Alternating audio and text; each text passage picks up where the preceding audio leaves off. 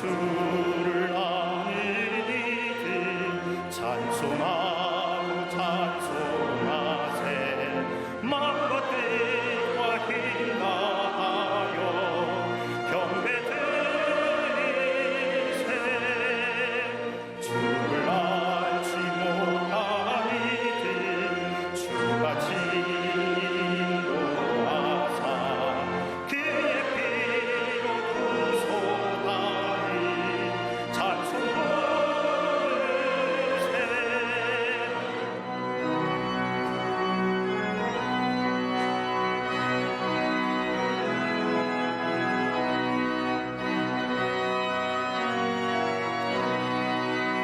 약한 사람 도우마다 시험 중에 찾게 되니 모든 죄를 이기는 믿음뿐이라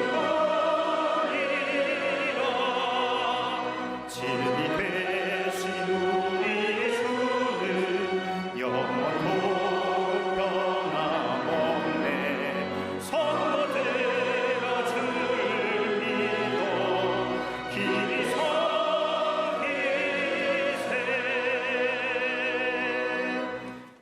모든 인생의 주인이 되시는 아버지 하나님, 8월의 첫 주 오늘도 사랑하는 자녀들에게 긍휼을 베푸사 예배의 자리로 나오게 하심을 감사드립니다. 오늘 부족한 저희의 입술로 하나님을 찬양하기를 원하오니 이 예배에 임재하셔서 오늘 저희의 예배를 받아 주시옵소서. 원하옵기는 주께서 허락하신 사회봉사관과 인천 서교회를 통해 하나님의 나라의 지경 넓히는 복된 기회가 되게 하여 주시옵소서. 이제 다음 주에 시작되는 전긴 여름 수련회와 성령한국 청년대회를 통하여 영적인 여름을 넘어서는 이 시기에 우리의 삶에는 기쁨이 넘쳐나게 하시며 우리의 영혼에는 소망과 비전을 꿈꾸는 거룩한 시간들이 되게 하여 주시옵소서. 눈물로 제단을 적시며 나가시는 우리 담임 목사님, 신사도적 목회의 중심을 가지고 나가실 때마다 성령의 은혜와 갑절의 영광과 지도력을 주께서 허락하여 주시옵소서.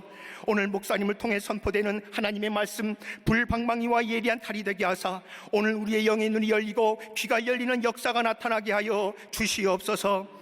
이 시간 함께 예배드리는 광림남교회, 광림서교회, 해외 모든 선교주와 방송으로 예배하는 모든 이들을 기억하사 주의 본당과 동일한 은혜를 내려 주시옵소서. 이 모든 말씀 선한 목자 되시는 예수 그리스도 이름으로 간절히 기도하옵나이다. 아멘.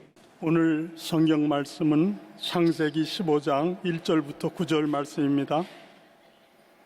이후에 여호와의 말씀이 환상 중에 아브라함에게 임하여 이르시되 아브라함아 두려워하지 말라. 나는 내 방패요 너희 지극히 큰 상급이니라. 아브라함이 이르되 주 여호와여 무엇을 내게 주시려 하나이까? 나는 자식이 없사오니 나의 상속자는 이 다메섹 사람 엘리에셀이니이다. 아브라함이 또 이르되 주께서 내게 씨를 주지 아니하셨으니 내 집에서 길린 자가 내 상속자가 될 것이니이다. 여호와의 말씀이 그에게 임하여 이르시되 그 사람이 내 상속자가 아니라 내 몸에서 날 자가 내 상속자가 되리라 하시고 그를 이끌고 밖으로 나가 이르시되 하늘을 우러러 무뼈를 셀 수 있나 보라. 또 그에게 이르시되 내 자손이 이와 같으리라. 아브라함이 여호와를 믿으니 여호와께서 이를 그의 의로 여기시고 또 그에게 이르시되 나는 이 땅을 내게 주어 소유를 삼게 하려고 너를 갈대아인의 우리에서 이끌어낸 여호와니라. 그가 이르되 주 여호와여 내가 이 땅을 소유로 받을 것을 무엇으로 알리까? 여호와께서 그에게 이르시되 나를 위하여 3년 된 암소와 3년 된 암염소와 3년 된 수장과 산비둘기와 집비둘기 새끼를 가져올지니라. 아멘.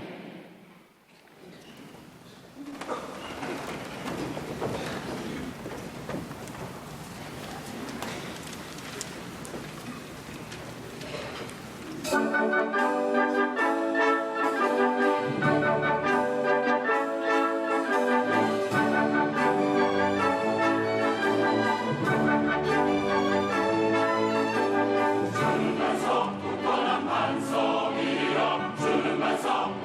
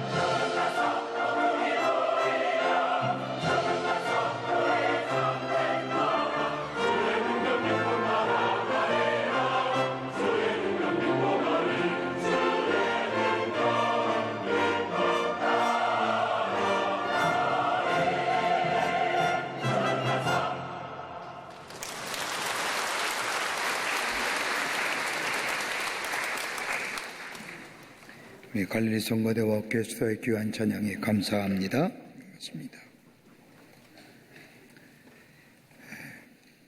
경영학의 아버지라고 불리우는 피터 트러크 교수의 책 가운데 이런 대목이 하나 나옵니다. 그가 13살 나던 해의 일입니다. 학교 수업 시간에 선생님들이 그 수업 시간에 참여한 학생들의 이름을 하나씩 부르면서 똑같은 질문을 합니다. 얘야, 너는 죽은 뒤에 어떤 사람으로 기억되기를 바라니? 라는 질문이었습니다. 13살 난 아이들, 선생님의 질문에 대답하기가 너무너무 어렵습니다. 죽는다는 말도 실감이 나지 않을 뿐더러 죽은 다음에 어떤 사람으로 기억되고 있느냐, 더더욱 어려운 질문에 대한 대답입니다. 선생님은 이러한 아이들을 보면서 이렇게 얘기합니다. 내가 너희들 안다. 대답 못할 줄 알았다. 대답을 기대한 것은 아니지만 기억해 두어라. 너희가 50세가 되도록 이 질문에 대답하지 못하면 인생 잘못 산 거다. 이 일이 있은 후에 그 반의 학생들은 선생님의 질문을 마음 깊은 곳에 간직합니다. 내가 죽은 다음에 다른 사람이 나를 향하여 어떤 사람이라 이야기할까? 내가 어떻게 기억될 수 있을까? 그 60년이 지난 뒤에 그들 가운데 살아있는 사람들이 동창회로 모였는데 한결같이 13살 나던 때에 선생님이 자신에게 던진 질문을 이야기하더라는 겁니다. 그 질문을 계속해서 생각하며 살았고 그 질문에 대한 대답이 나의 인생의 여정을 이끌어 왔다고 고백하더라는 겁니다. 너희들은 죽은 다음에 어떤 사람으로 다른 사람에게 기억되기를 원하니? 여러분의 인생을 한마디로 마지막에 무엇이라고 말할 수 있을까요? 어떤 사람이라고 다른 사람에 의해서 일컬음을 받을 수 있을까요? 오늘 본문의 말씀은 이런 의미에서 우리에게 귀한 영적인 도전을 가져다 줍니다. 오늘 본문의 말씀을 보면 아마도 이스라엘의 아브라함에게 있어서의 인생의 여정 가운데 가장 어두운 밤을 지낼 때의 일일 겁니다. 창세기 14장의 말씀을 보면 아브라함은 5나라의 왕이 힘을 합쳐도 이기지 못했던 4나라의 군대에 겨우 318명의 군사를 거느리고 쫓아가서 대파하여 롯의 가족들과 함께 롯의 재물을 찾아옵니다. 어떻게 보면 지극히 당연한 일을 하였지만 이 일을 있은 후에 아브라함 마음속에는 두려움과 더불어 마음에 무거운 짐이 있습니다. 내 나라의 군대를 이기고 롯을 구출하고 더불어 롯의 재산들을 찾아왔지만 혹시나 구들라오멜이라고 하는 왕이 연합군을 만들어서 군대를 다시 일으켜 자신에게 복수하러 오면 속수무책입니다. 창세기 14장의 말씀해 보듯이 소돔과 고모라를 위시한 사해 주변의 5개 나라의 힘은 구들라오멜의 연합군에는 상대가 되지 않습니다. 그런데 아브라함은 저들에 비하면 일개 부족의 수장일 뿐만 아니라 만약 구들라오멜이라고 하는 이 왕이 연합군을 만들어서 자기에게 온다면 자기는 질 수밖에 없습니다. 조카인 롯의 재산을 구했지만은 아브라함 마음속에는 승리의 기쁨보다는 보복에 대한 두려움, 앞날에 대한 두려움이 저들의 인생을 어둡고 두려운 밤으로 만들어 버렸습니다. 이런 때에 하나님 아브라함에게 나타나셔서 오늘 15장 1절의 말씀을 보면 이렇게 말씀합니다. 아브라함아 두려워하지 말라. 나는 내 방패요 너의 지극히 큰 상급이니라. 이 말씀을 들은 이 아브라함은 그의 마음속에 두려움이 변하여 어둠이 변하여 새로운 소망 가운데 빛의 삶으로 인도함 받게 됩니다. 요즘 우리의 삶 얼마나 어렵습니까? 제가 지난주에 신방 갔는데 목사님 작년 연말부터 얼마나 어려운지 모르겠습니다. 도무지 경기가 살아날 기미가 보이지 않습니다. 여러분 우리의 경제생활만 그렇습니까? 내가 가지고 있는 문제들은 어떻습니까? 얼마나 어렵습니까? 또 우리의 사회는 또 어떻습니까? 우리나라의 사회적인 처해진 환경은 또 어떻습니까? 마치 냉전시대로 되돌아온 것 같습니다. 열강들이 우리나라를 중심으로 힘을 과시하려고 합니다.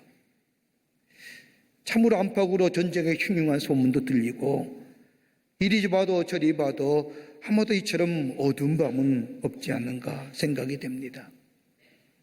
어떻게 우리가 우리의 삶 속에 있는 이 어두운 밤을 넘어서서 빛의 세계로 두려움과 절망의 삶의 자리에서 새로운 소망과 새로운 능력 있는 삶으로 살아갈 수 있을까요? 이거 있으면 좋겠는데 이런 의미에서 오늘 본문의 말씀을 우리에게 귀한 교훈을 해주고 계십니다. 오늘 본문의 말씀을 통해서 몇 구절 함께 말씀을 나누며 은혜 받기를 원합니다. 첫째는 하나님 편에 서라는 겁니다. 믿음은 하나님 편에 서는 겁니다. 오늘 창세기 12장 말씀을 보면 하나님께서 아브라함에게 말씀하기를 고향을 떠나라 하십니다. 히브리서의 말씀을 보면 아브라함이 갈 바를 알지 못했다고 말씀합니다. 이 말의 의미는 하나님이 동으로 가면 동으로 가는 거고 서로 가면 서로 가는 거고 멈추라면 멈추라는 겁니다. 한 번도 아브라함이 하나님의 말씀에 내가 거기 가면 어떻게 됩니까? 내가 가면 어떻게 돼야 됩니까? 라고 질문하지 않고 하나님이 떠나라 하시니까 본토와 친척과 아비와 모든 걸 다 내려놓고 하나님의 말씀에 순종하여 나아갑니다. 지시할 땅으로 가라. 어딘지 모르지만 떠나면 지시하겠다. 더 나가서 내가 아들을 주겠다. 그래서 자자손손의 축복의 조상이 되게 하겠다라고 말씀하십니다. 그때 나이가 75세입니다. 아브라함 하나님의 말씀을 듣고 고향을 등르고 정처 없이 떠나갑니다. 자신의 모든 익숙했던 생활들, 자신의 모든 것들 다 내려놓고 하나님의 말씀에 순종하기에 대모험을 시작합니다. 하나님이 이 아브라함의 믿음을 보시고 감동하셨습니다. 그런데 오늘 말씀을 보면 좀 더 깊은 의미가 있습니다. 아브라함의 고향을 떠나 하나님의 인도하신 땅으로 나아가 가나안 땅에 정착하게 되는데 가나안 땅에 흉년이 든 겁니다. 하나님은 가나안 땅을 떠나지 말라 하는데 아브라함은 그 땅에 흉년이 들자 양식을 구하라고 자신의 자손들을 먹이기 살리기 위해서 어디로 내려가냐면 저 애굽으로 피난을 갑니다. 흉년이 들든지 살든지 죽든지 하나님이 지시한 땅에 머물러야 되는데 아브라함은 애굽으로 피난을 떠나지만 거기서 큰 낭패를 당합니다.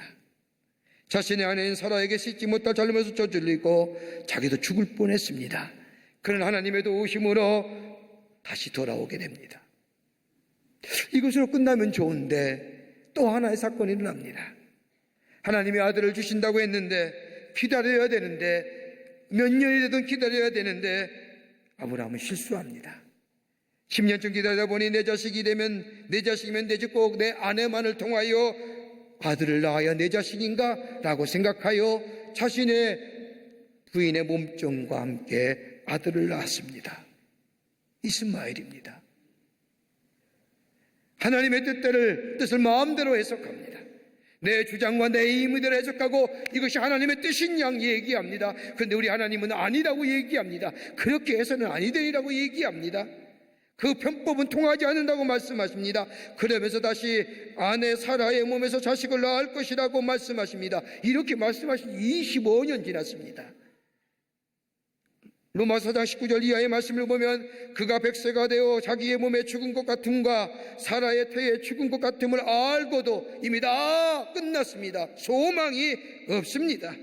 인간의 상식으로, 인간의 경험으로는 하나님의 역사가 일어날 수 없습니다.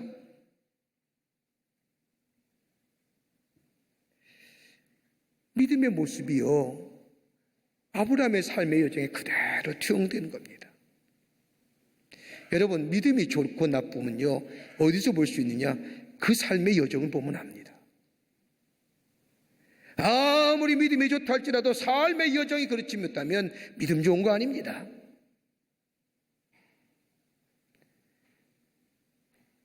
오늘 본문의 말씀을 보십시오. 자기의 삶에 저 애굽에 나간 치욕과 저 이스마엘 낳은 아픔도 자기 힘이대로, 자기 생각대로, 자기의 방법대로 살았지만은 하나님이 말씀하실 때에 이 아브라함은 그 자리에서 예 따릅니다. 믿음에 결단하는 거예요. 하나님 편에 서는 거예요. 믿음의 자리에 서는 거예요. 삶의 여정이 흔들리고 가을짓자 인생할 때라도 하나님이 너 그거 아니다 라고 얘기했을 때에 예 하고 믿음의 자리에 하나님 편에 선 거예요.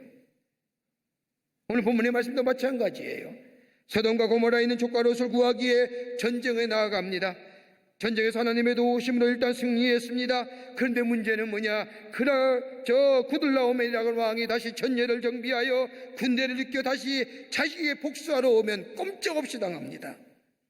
그 두려움에, 그 무서움에, 그 미래의 불확실성에 이 아브라함은 떠는 겁니다. 어두운 밤을 지납니다. 그때에 하나님께서 오늘 15장 1절의 말씀을 보면 아브라함아 두려워하지 말라 말이 나는 너의 방패요 너의 지극히 큰 상급이니라. 내가 네 방패가 되느니라. 내가 나의 상급이 되느니라. 이 말을 듣는 아브라함은 아멘 하고 믿음의 자리에 서는 겁니다. 여러분, 이게 하나님 편에 서는 거예요. 하나님이 있는 신실한 믿음의 자리에 서는 겁니다. 세상이 수선하고 아무리 우리의 삶의 영경과 환경이 어렵다 할지라도 하나님의 들려오는 말씀에 예 하고 하나님의 말씀에 믿음의 자리에 서는 자리요. 그러니까 두려워하지 말라니까 두려워 안 하는 거고요. 여기 오는 말씀대로 내 방패가 되리라. 하나님이 막아주실 것이고요. 더 나아가 뭐요? 지극히 큰 상급이 되리라. 높여주신다. 그 자리에 서는 거예요. 그 믿음의 자리에 서 있는 거예요.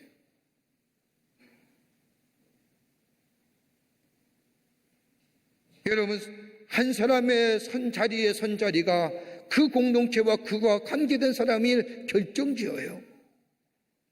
나오는 별 관계없다고 생각하고 나 혼자 스스로 결단하여 내가 서는 자리 별 의미 없다고 얘기하지만 여러분 절대 아니에요. 내가 선 자리는 나와 더불어 나와 관계한 사람, 내 속의 공동체 미래가 결정돼요. 여러분 요나에서 보세요. 하나님이 니느웨로 가서 하나님의 말씀을 전하라고 하는 이 말씀을 들은 이 요나 안 가지 않습니까? 그 땅이 어떤 나라입니까? 그 땅이 어떤 사람의 땅입니까? 저 아시리아의 땅입니다. 저들이 우리나라를 얼마나 괴롭혔는지요. 얼마나 못살게 굴었는데요. 거기 가서 하나님의 말씀을 전하여 그들은 하나님의 진노받을 자입니다. 나는 못 갑니다. 안 갑니다. 요나가 결정하고 니느웨로 안 가고 다시스로 온 게 타잖아요. 별거 아닌 것 같지요. 다분히 합리적인 것 같지요. 여러분, 요나를 탄 배우의 선장은 어떠했습니까? 몇 푼 안 되는 뱃삭을 받고 요나를 태운 바람에 그 안에 있는 모든 사람이 다 죽을 뻔하지 않습니까? 요나서의 말씀을 보면 히브리어 성경을 보면 참 재밌는 표현이 나옵니다. 하나님이 큰 바람을 일으켜 폭풍을 일어나게 하셨다는 말을 히브리어 성경으로 헤틸이라고 쓰는데 이 단어는 뭐예요? 하나님께서 폭풍을 던지다. 하나님이 바람을 발사하셨다는 겁니다. 하나님 마치 대포를 발사하듯이 요나가 담배를 향하여 바람을 불어넣으셨다는 겁니다. 여러분, 요나 한 사람의 불순종이 뭐예요? 그 배에 탄 모든 사람의 생명이 사라질 뻔했잖아요. 나와 별 관계 없어요? 나 안에 선택과 나 안에 선 자리가 다른 사람과 별 관계 없다고요? 아니잖아요. 여러분, 요셉 보세요. 애굽 땅으로 노예를 팔려갑니다. 어느 날 갑자기 하나님 모르는 땅, 하나님을 믿지 않는 사람 속에 던지어집니다. 그런데 요셉은 원망 대신에 하나님을 모르는 그 땅에서 하나님을 더욱더 의지하며 삽니다. 하나님 보시기에 정직하게 행합니다. 그러기에 창세기 39장 2절과 3절의 말씀을 보면 여호와께서 요셉과 함께 하심으로 그가 형통한 자 되어 그의 주인 애굽 사람의 집에 있으나 그의 주인이 여호와께서 그와 함께 하심을 보며 또 여호와께서 그의 범사에 형통케 하심을 보았더라. 요셉 하나 때문에요. 그 모든 주변의 사람이 뭐예요? 형통케 됨의 역사를 경험하죠. 내 선택이 나만의 선택이 아니라 내 선택은 곧 나와 관계한 사람들의 미래를 결정짓는 겁니다. 나만 잘 믿으면 되지, 나만 하나님과 관계만 잘하면 되지 라고 중요한 것이 아니라 나와 관계한 모든 사람이 내가 어느 자리에 서느냐에 따라서 그의 미래가 그 공동체의 앞날이 결정된다는 겁니다.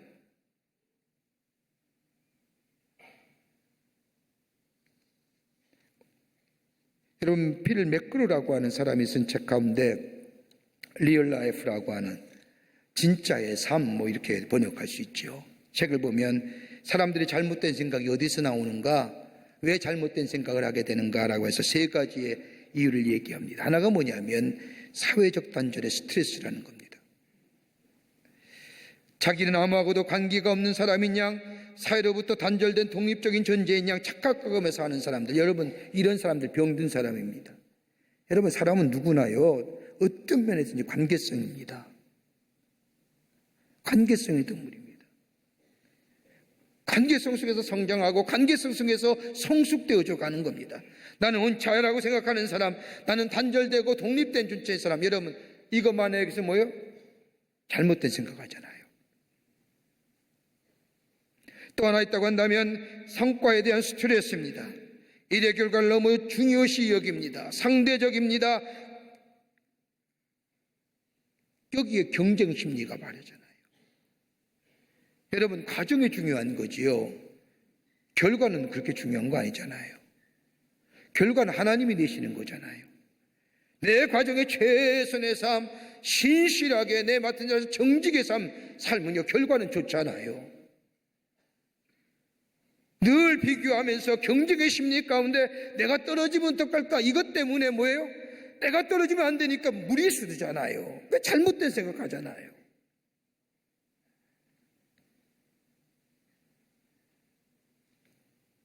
결과에 너무 치중한 나머지 스트레스를 받는 가운데 잘못된 생각합니다. 또 하나 있지요. 비관주의 스트레스예요. 염세적이죠. 내가 하는 일이 어떤 일이라고 생각하고 사는 사람, 헛되고 헛되어지고 무렵에 헛된 거니 묻지 마세요라고 얘기하는 사람, 여러분 여기에 뭐예요? 무리수도 없고 잘못된 생각이에요. 하나님이 우리에게 주신 일들 다 하나님이 우리에게 소중한 일들이에요. 특별히 예수를 구주로 영접하고 하나님의 백성된 우리의 삶의 자리, 삶의 일터, 이건 하나님이 내게 주신 나에게만 적합한 일이에요. 그 성실하게 최선을 다하여 감당할 수 있는 거예요.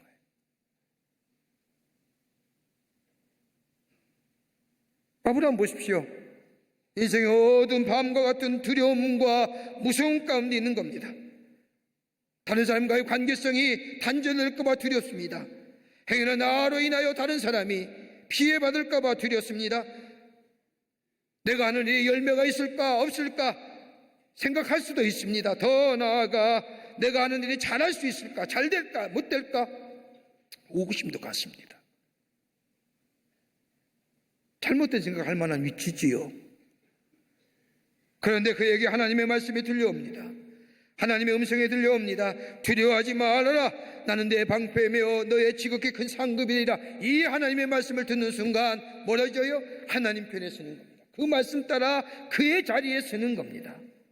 보이진 않지만 내 삶의 여건은 아직도 바뀌어진 것 없지만은 하나님의 말씀하시기에 그 믿음의 편에 서는 자. 여러분 여기가 세상을 이기는 거예요.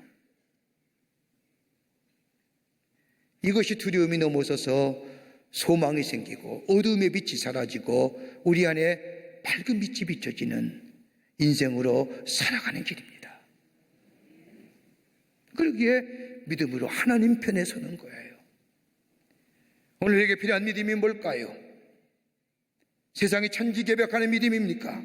여러분 믿음 안에는 그런 믿음 없습니다. 여러분 마술적 믿음 없습니다. 우리의 삶 속의 변화도 한순간 한순간 점차로 변화되는 겁니다. 그 변화는 다른 것이 아니라 내가 하나님의 말씀에 들려오는 내 삶의 여정 속에, 여건 속에 주의 음성에 들려올 때에 그 음성대로 내가 믿음의 자리에 서는 이것이 모여질 때에 뭐예요? 내 안에 뭐예요? 체인지하는 거예요. 하나님 편에 서는 믿음의 선택. 여기에 우리의 두려움이, 어두움이 사라지고 소망과 밝은 빛의 삶이 이루어지게 되는 줄 믿습니다. 두 번째는 하나님을 높이는 믿음이에요. 더 큰 믿음을 갖는 것은 아니라 하나님을 높이는 믿음입니다. 여러분 기억하세요. 하나님이 높여질 때에 우리의 삶도 더불어 높아지는 겁니다. 내가 높아지려 할 때는 절대로 높아질 수가 없습니다. 그러나 하나님이 높아짐을 입으실 때, 높임을 받을 때에 피다의 삶도 더불어 높아지는 겁니다. 오늘 6절 말씀을 보십시오. 하나님이 아브라함을 향하여 뭐라고 얘기합니까? 아브라함이 여호와를 믿으니 이를 그의 의로 여기셨다는 겁니다. 의로운 일이 하나도 없어요. 아브라함에게는요. 가나안을 떠나서 애굽으로 떠난 일도, 사라 아내에 대해서 치욕적인 일을 당하게 한 것도, 하나님의 말씀과 명령을 순종하지 않고 임의적으로 생각하고 내 서로 왜곡되게 해석하여 행동한 것도 다 의롭다 할 만한 일이 아니에요. 그런데 하나님은 아브라함을 의롭다 여기세요. 이유가 뭐예요? 그가 하나님을 믿음에. 여러분 우리가 의롭다는 이유가 어디 있습니까? 우리가 의롭다 여기신 이유가 어디 있습니까? 내가 도덕적으로 윤리적으로 발라서 의로운 겁니까? 절대 아닙니다. 우리가 예수 그리스도의 십자가의 놀라운 은총, 나를 위하여 돌아가시고 나의 죄를 위하여 십자가에 피 흘려 주신 그 예수 그리스도의 십자가의 은총을 내가 믿고 받아들이게 될 때에 그 십자가의 의로움이 나를 덧입혀 주기에 내가 의로운 주자 된 겁니다. 그러기에 이 믿음을 믿는 것입니다.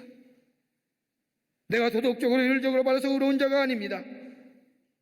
하나님을 믿으니, 예수 그리스도의 십자가의 은총을 믿으니 그 예수 그리스도의 의로움이, 예수 그리스도의 보혈의 은총이 나를 덧입혀 주므로 나를 의롭다 여기시는 거예요. 의로운 존재예요. 얼마 전에 한 교수님과 함께, 신학교에서 가르치는 교수님과 함께 이야기하는 가운데 그 교수님이 그런 얘기예요. 목사님, 세상에는 3가지의 법칙이 있어요. 무슨 법칙이요? 설명해 주는데 참 일리가 있더라고요. 하나는 뭐냐면 자연의 법칙이라는 거예요. 인과율이죠. 자연의 법칙입니다. 선한 사람은 복을 더하시고 악한 사람은 심판하시는 거예요. 인과율의 법칙입니다. 자연 법칙이에요. 여러분 대단한 거 아니에요. 신앙도요, 이런 자연 법칙에 얽매여서 신앙생활하는 것이죠. 내가 하나님께 이만큼하니 하나님 내게 이렇게 주시겠지. 이거 가장 자연적인 내추럴로 자연 법칙이에요. 이거 바람직한 믿음의 모습이 아니에요. 율법주의적인 거죠. 롤이지요. 또 하나의 법칙이 있다고 한다면 사람의 의라고 하는 법칙이에요. 나름의 도덕과 윤리성이 포함되어 있는 거예요. 양심에 의해서 도덕과 윤리를 지켜나가는 거예요. 이 의로운 분. 또 하나의 법칙이 있다면 가장 최상의 법칙인데 다름이 아니라 하나님이 나를 의롭다 여기시는 법칙이에요. 다시 말하면 칭의함. 내가 의로워지는 거냐, becoming just가 아니라 justify. 나를 의롭다 여기십니다. 십자가의 의로예요. 나를 의롭다 인정해 주시는 거예요. 여러분 생각해 보세요. 오늘도 우리 교회 오래된 친구가 아기를 낳았다고 저한테 아기를 디립댔어요. 뭐라고 얘기할게요, 제가요? 아이고 이뻐라. 근데 사실 이쁘지 않았어요. 다 이뻐요, 애기요? 여러분 애기를 볼 때마다 이쁘다 해서 정말로 이쁘게 그런 사람 아무도 없어요. 애기니까 이쁜 거죠. 애기니까 이뻐요. 젖살이 들어서 이렇게 울퉁불퉁 했는데 뭐가 이뻐요? 얼굴도 이렇게 해서 홍조빛이 뻘겋게 했는데 애기니까 이쁜 거예요. 이뻐요. 정말 이뻤어요. 우리들 얘기하는 가운데 이쁘지 않지만 이쁘게 봐준다 얘기하잖아요. 하나님 우리 보시기에 뭐 이렇게 의로워요? 하나도 없어요. 얼마나 하나님 말씀 정말로 불순종하며 살아요. 제 마음대로 살잖아요. 그렇게 이사야 선지자는 뭐라고 해요? 제 갈 길 제 마음대로 가더라는 거예요. 교회 안에서는 하나님을 향하여 아멘 순종했다고 얘기하지만 나란 순간 내 마음대로 제 갈 길 가잖아요. 근데 뭐가 이뻐요? 하나도 이쁜 게 없잖아요. 근데 뭐예요? 그가 그럼에도 불구하고 하나님 믿음에 그를 이쁘게 여기신다는 거예요. 이게 의로움이에요. 이것만큼 귀한 게 어디 있어요? 하나님이 아브라함을 향하여 그가 하나님을 믿음에 의롭다 여기십니다. 하나님의 은혜와 긍휼이 그에게 넘쳐납니다. 근데 보세요. 아브라함이 하나님의 의롭다 여기심을 받은 후에 드러난 행동의 모습을 보십시오. 그게 14장 말씀이에요. 어떻게 해요? 단순히 내가 의로운 존재라고 여김을 받고 의로운 사람이라고만 생각하는 것이 아니라 그의 삶 속에 구체적으로 드러나요. 오늘 본문의 말씀을 보면 이 아브라함이 구들라오메의 동맹들과 전쟁을 벌여 롯과 롯의 재산을 다 찾아옵니다. 수적인 열세입니다. 318명 가지고 어떻게 그 많은 군사를 쳐서 이겼는지 정말로 어려운 전쟁입니다. 어떻게 보면 아브라함과 관계없는 전쟁입니다. 그런데 뭐예요? 성경 말씀을 보세요. 아브라함이 약속해요. 창세기 14장 13절의 말씀을 보면 도망한 자가 와서 이브리 사람 아브라함에게 알리니 그때 아브라함이 아마리 족속 마물의 상수리 숲을 근처에 거주하였더라. 마블레는 에스골의 형제요 아넬의 형제라. 자, 뭐래요? 아마도 아브라함이 저 마블이 상수리 나물 숲을 근처에 터를 잡고 거주할 때에 그 지역에 있는 저 에스골의 형제요 아넬의 형제와 야 우리 잘 지내자. 내가 너 도와줄게. 너도 나한테 도와줘. 약속했어요. 그런데 전쟁이 일어난 거예요. 동맹을 맺었어요. 성경 말씀을 보면 소돔과 고모라 성에 있던 롯의 소식을 전해준 것도 아브라함이 전해준 것도 아무래도 이 마물의 일가의 사람들일 겁니다. 전쟁터에 나온 사람이 누군지 분명하지 성경은 안 나왔지만 아무래도 성경의 약자들은 얘기하기를 마물의 일가의 사람이 나왔기에 아브라함이 저 마물 일가의 사람들과 동맹했기에 저 에스겔과 아넬의 형제와 동맹했기에 약속했기에 아브라함이 경험한 것은 뭐예요? 신실하신 하나님이에요. 약속 지키신 하나님이에요. 그 하나님의 은혜와 그 하나님의 사랑을 경험한 이 아브라함 의롭다 여기심을 받고 하나님의 백성이니 내가 적다 하더라도 내가 열세를 할지라도 혹시 패할지 모르지만 약속했기에 뭐예요? 신실하게 그 약속을 지킨 거예요. 의롭다 여김을 받는 건요 겉으로 내 의로움만이 아니라 내 삶 속에 그 의로움이 삶의 실천적 모습으로 드러나야 되는 거예요. 그게 뭐예요? 신실함이에요. 약속 지키는 거예요. 또 하나 있어요. 사랑이에요. 아브라함이 전쟁을 하게 된 동기는 다름이 아니라 롯에 대한 사랑입니다. 롯이 저 소돔성에 저 갇혀있다는 고모라성에 갇혀있다고 한 얘기를 듣고 이 롯을 구하러 갑니다. 롯이 어떤 존재예요? 아브라함 때문에 산 존재예요. 창세기 13장 말씀을 보면요 얼마나 롯의 재산이 불어났는지 아브라함의 종들과 싸워요. 근데도 못해서 아브라함이 롯을 불러다 놓고 동산에 올라가서 얘기합니다. 네가 좌하면 내가 우하고 내가 우하면 네가 좌하리라. 네가 우하면 좌하리라. 아브라함이 가만히 보니까 저 소돔과 고모라 쪽에 비옥한 땅이거든요. 끝없는 평지 초원이 보여져요. 이 롯은 뭐예요? 그 자리에서 내가 여기 택합니다. 여러분 찬물도 위아래가 있지요.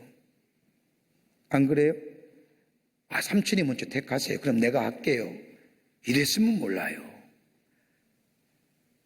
삼촌이 말한다고 넙득 받아들이면 여기 갑니다. 데려간 거예요.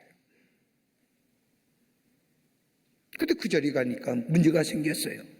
안 돌아봐도 별 문제 없어요. 야, 네가 선택하니까 네가 결정지고 네가 책임져라 라고 얘기할 수 있어요. 그런데 롯은 뭐예요?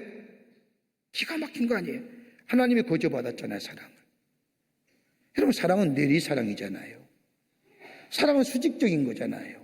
내려가는 거예요. 하나님의 옆에 거저받은 사랑, 그 사랑 거저받았기에 내가 여기 있음을 아니, 이 아브라함은 그 롯을 향하여 죽을 뻔 하면서도 잘못하면 죽을 일이 생길지도 모르지만 들어가서 뭐예요? 롯을 구해와요. 의롭다는 게 뭐예요? 삶에 드러나는 거예요. 예수 믿는다는 건요, 내 삶 속에 예수 믿는 것이 드러나야 돼요. 또 하나 있죠. 하나님을 높이는 거예요. 전쟁에서 승리한 아브라함은 돌아오는 길에 이 소식을 들은 소돔 왕인 왕과 더불어 저 살렘의 왕인 멜기세덱이 나와서 축하해 줍니다. 근데 유독 살렘의 왕인 멜기세덱 앞에 자기가 가진 10분의 1을 턱하니 드리면서 이 멜기세덱에게 드립니다. 멜기세덱은 뭐예요? 그것을 받고 축복해 주죠. 예수님의 예표라고 얘기합니다. 예수님의 예표입니다. 10의 1을 아브라함이 드렸다는 것은, 예수님께 드렸다는 것은, 어떤 사람은 자기의 물건의 일부를 드렸다고 얘기했지만 여기서부터 11조가 시작이 되는 거예요. 드렸습니다. 하나님을 높이는 거예요. 하나님 먼저예요. 하나님이 우선이에요. 하나님 먼저가 하나님 우선이 되자 아브라함이 뭐예요? 높아지는 거예요. 내가 하나님의 자리를 앞서는 게 아니라 나의 삶 속에 하나님이 먼저 앞서는 거예요. 그럴 때 그가 하나님을 높여주신다는 거예요. 이게 의롭다 함을 입은 자의 모습이에요. 여러분, 인도의 선교사로 한평생 선교사로 산 스탠리 존스 목사님 가운데 Divine Yes라고 하는 책이 있어요. 하나님의 말씀에 예라고 하는, 그 책에 보면 이런 얘기가 나와요. 69세 나이에 뇌졸중으로 보스턴의 병원에 입원합니다. 5개월 동안 입원해요. 병원에 입원하자마자 이 스탠리 존스 목사님이 자신을 간호하는 간호사에게 부탁을 합니다. 간호사님, 제가 자거나 혹시 제가 누워있거나 또 급한 일이 있을 때에 저를 깨울 때나 저를 부를 때는 꼭 이렇게 얘기하십시오. 예수의 이름으로 명하노니 일어나라. 그렇게 얘기해 주세요. 혹 내가 자더라도 흔들어 깨우지 마시고 예수의 이름으로 명하노니 일어나라 얘기해 주세요. 이 간호사는 그 말을 듣고 그렇게 하겠다고 약속합니다. 그때부터 5개월 동안 매일 깨울 때도 예수의 이름으로 명하노니 일어나라, 쉬고 있을 때도 진찰을 받으러 가더라도 예수의 이름으로 명하노니 일어나라, 그렇게 5개월 동안 외쳤더니 처음에는 누워서 들어간 이 스탠리 존스 박사가 5개월 후에는 정상이 되어 20년을 더 인도에서 선교사로 일했다는 거예요. 하나님을 높이니까요, 하나님이 그를 뭐예요? 높여주시더라는 거예요. 내 삶의 작은 일이라도, 내 삶의 어떠한 일이라도 하나님을 높이는 자, 하나님이 그를 뭐예요? 높여주세요. 내가 높이는 순간 나는 낮아지는 거예요.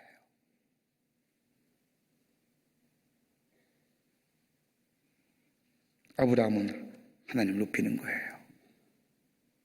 의롭다 여기심을 받은 대로 내가 의롭다 여기심을 받는 그 은혜 안에 생각해 보니 하나님의 내리사랑이고 하나님의 수적인 사랑이고 신실하신 하나님의 모습을 보게 됐고, 또 그뿐 아니라 하나님의 사랑을 깨닫게 되니 그대로 삶에 실천하여 하나님을 높이니 그의 삶을 하나님이 뭐예요?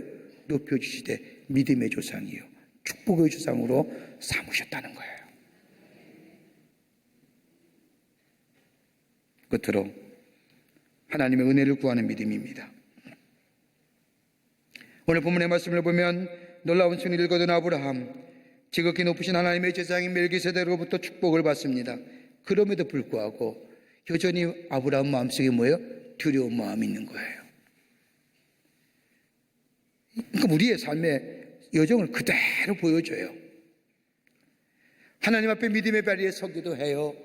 의롭다 여기심을 받은 대로 삶의 실천적 삶을 살아요. 주의 음성이 들려요. 그래도 한교세는 뭐예요? 역시 두렵고 무서운 마음이 있는 거예요.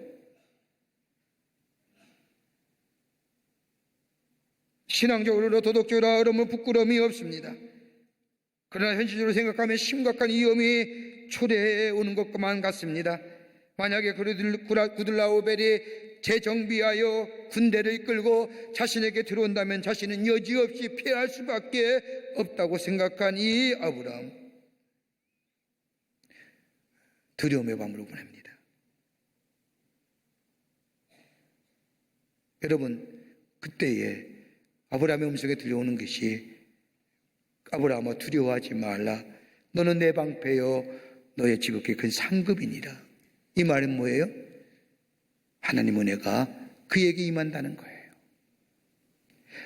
아브라함이 이 말씀을 들은 후에 생각해 봅니다. 자신의 삶의 여정과 삶의 걸어온 길을 생각해 봅니다. 하나님의 은혜가 아니었으면 그 은혜가 나를 오늘 여기까지 있겠고, 오늘 이 말씀이 은혜로 내게 다가옵니다. 그 은혜 안에 이 아브라함이 거할 때에 두려움을 넘어서는 유효하신 하나님의 은혜예요. 여러분, 바울의 고백 보세요. 고린도후서 1장 8절과 9절의 말씀을 보면 바울은 이렇게 고백합니다. 형제들아, 우리가 아시아에서 당한 환난을 너희가 모르기를 원하지 아니하노니 힘에 겹도록 심한 고난을 당하여 살 소망까지 끊어지고, 우리는 우리 자신이 사형 선고를 받은 줄 알았으니 이는 우리로 자기를 의지하지 말고 오직 죽은 자를 다시 살리신 하나님만 의지하게 하려 하심이라. 자기가요 죽을 지경에 있을 때 내가 살아났다 보니 내 힘 의지하지 말고 하나님의 은혜만 구하고 은혜 안에 거하는 삶 되어야 된다는 거예요.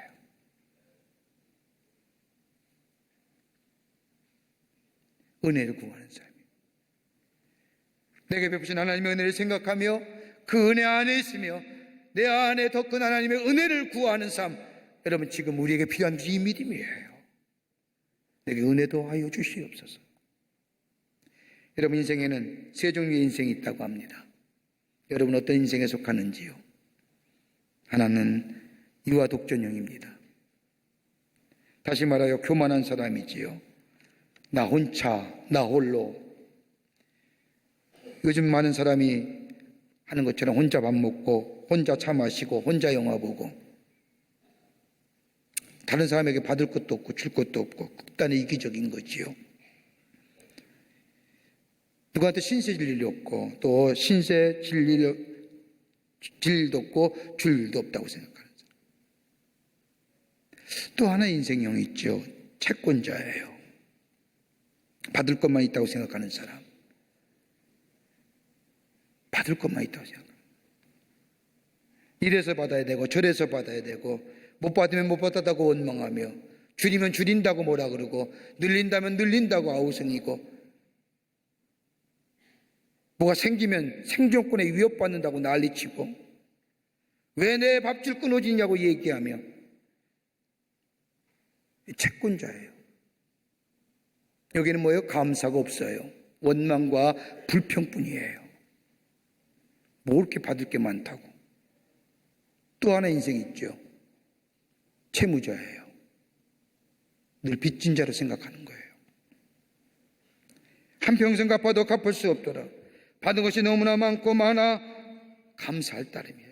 여러분, 이 채무자는요, 감사가 있는 거예요. 이것 봐도 은혜입니다. 저것 봐도 은혜입니다. 난 한 거 없는데 너무 많은 걸 받았습니다. 갚을 게 너무 많습니다. 그저 은혜예요.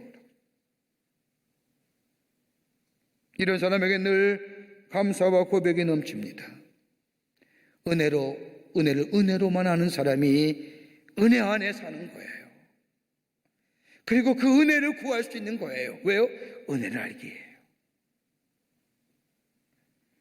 하나님이 주신 은혜, 오늘 이 아브라함은 그 은혜를 구하는 거예요. 예, 제 그 은혜도 하여 주시옵소서. 거저친 하나님의 은혜, 그 은혜는 우리에게 안식과 쉼을 줄 뿐만 아니라 우리의 피난처가 되어줄 뿐만 아니라 우리의 보호하심과 우리의 인도하심이 되어주시는 그 은혜, 주여 그 은혜 내게 더하여 주시옵소서라고. 뉴욕 마라톤에서 우승한 론 딕슨이라고 하는 마라토너가 있습니다.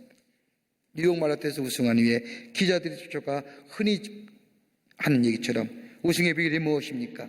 그랬더니 딕슨이 얘기하기를 다름이 아니라 마라톤 우승에 보이려는 집중력과 인내심입니다.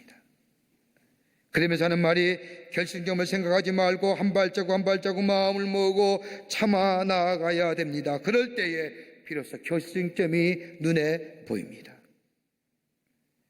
여러분, 이디오피아의 유명한 마라톤에 있는 아베베라는 친구도 그랬습니다. 숨이 여기까지 차옵니다. 죽을 것 같습니다.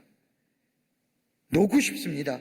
그러나 인내하며 한 발자국 한 발자국 걸어나가면 눈에 결승점이 보입니다. 주변에 어렵죠? 어둠 같아요.